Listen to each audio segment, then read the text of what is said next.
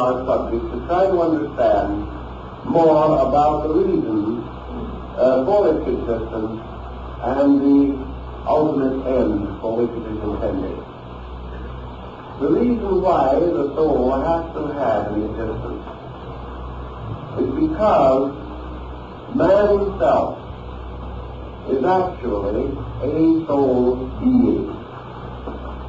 He is therefore a soul being without a body on the level of his own nature. This is due to the emblematic or symbolic fall. For by the fall, a soul fell into a body. And because of this situation, it lost identity or orientation in its own nature. As man now lives in a physical body, it was the opinion of the alchemist that he lives in exile. He is in a kind of underworld. And this physical body can never be his home and can never be his natural abode. He lives in this as a state of penance, as a condition of insufficiency and insecurity, because the being within the body is not content. The individual is not able to be completely a body, because he possesses attributes and qualities which do not belong to the body. They belong to a higher level of existence than that which man at present experiences.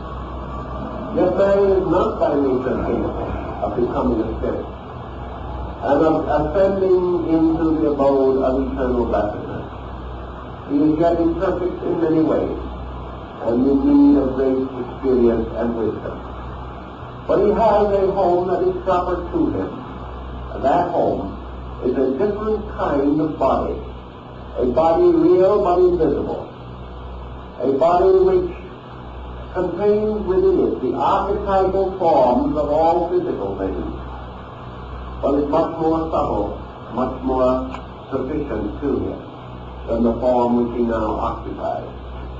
In the alchemical symbolism of the early Jewish alchemists, the fall of man, his exile from paradise, and all these things are brought into the chemical symbolism. Because it is assumed that man is a wanderer, a stranger in body, that as long as he remains completely in body, he remains in a state inferior to his natural destiny. Therefore, as his growth proceeds, as he advances in the unfoldment of his own nature, he begins to build a new body within himself, a body which originates within his own heart, for the heart is the womb of the second body. And in this heart is born within him the concept of a superior state, a concept of a life apart from body, a life not an immortality after death, but a functioning existence. A man has lived a long time, and his race has existed a long time. And just as sure as man, through his achievements, has built a complex material culture that is passed on from generation to generation, so through his inner experience he has propagated a soul. This soul goes on and grows from generation to generation, just as his outer civilization increases. Therefore, the individual born into the world today is not born soulless. He is born as a compound of mind, soul, body, spirit. And within him is this unfinished soul, which is like the unfinished temple of Solomon the King, which is the temple of his own inner life. He therefore has a certain sharing or participating in his soul, a sharing which is greater than that of the aboriginal world. He has greater soul power than the savage. He has greater soul maturity than the barbarian. Yet he has not yet accomplished the magnum opus. He has not perfected the soul body. So as he grows up in this material life today, he grows up as a partial soul within a body. This partial soul has its dreams and its hopes and its aspirations, but it also has its limitations. It has its imaginative and creative faculties, but it is also bound by appetites and illusions to the material life around it. So each individual inherits an unfinished soul, and the completion of this soul must be left to one of two things, either to the keeping of old Father Cronus, which is time, which means that in the fullness of time, nature will perfect the soul of man, even as it perfects the diamond in the coal. But alchemy says, nature has its own path and its own way, but man may perfect art, and with art perfect nature. It is possible for man, by the studious and concise application of that which he knows to be true, it is possible for him to anticipate and augment, increase the processes of growth within himself, so that he may advance the state of his own soul, that he may gradually approach the adept state of soul power. To do this is not to depart from nature, but to aid nature, and to assist the man himself in the perfection of his own inner life, which is rooted within the nature of his soul. To do this again requires a great art, a great discipline, a great science of human regeneration. And under the name of alchemy was concealed this mystical art, this mystical science, by which man might approach the actual completion of his own soul life. Now, the beginning of this transformation or transmutation was then the study of chemistry. And the alchemist was told, it's very simple. The first thing you have to find are pure elements. So the alchemist was told that he must have some way of securing his basic material upon which the experiments in the laboratory depended. He had to find a very definite and particular kind of salt. And this is the salt of the earth. This is the same kind of salt that is referred to in the biblical story. That ye are the salt of the earth. Now, how to find this salt? And the one school of alchemy, there were several, one school of alchemy says that the only way to secure this basic material was from dew. Therefore, what you had to do was to go out at night in certain regions where the dew was heavy. And you were to place glass plates raised from the ground and insulated by wood or some non-conducting substance, so that they would not ground or would not discharge their magnetic field.